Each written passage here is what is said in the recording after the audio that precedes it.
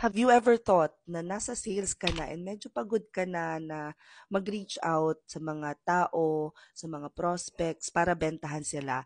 Then you might wanna consider learning how to do media buying. Opo, yung pagraran ng ads pero hindi sa Facebook lang. I have a question here from Ja. Anong niche po yung pwede? Working po ako sa sales agent sa corporate world for over 3 years. And I guess 3 years is enough for you to realize na it's really hard to sell.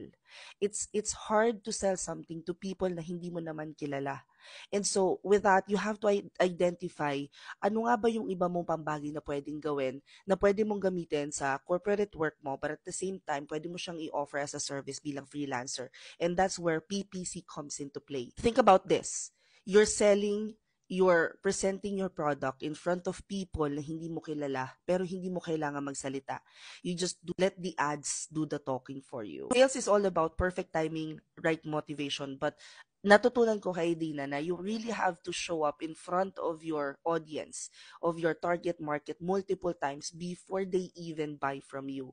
Doon tumutulong yung ads. At doon pumapasok yung iyong experience as a sales agent. Kasi alam mo na kung paano kilitiin sila eh. You know how to pique their interest.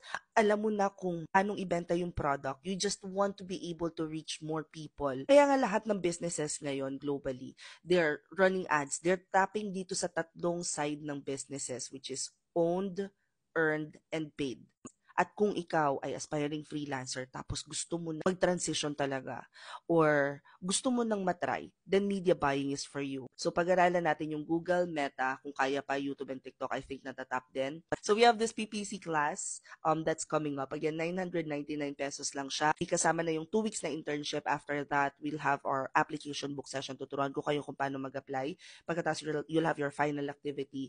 Pagkatapos ng mock interview nyo or yung one-on-one nyo with me, that will be the time na isa-certify namin kayo.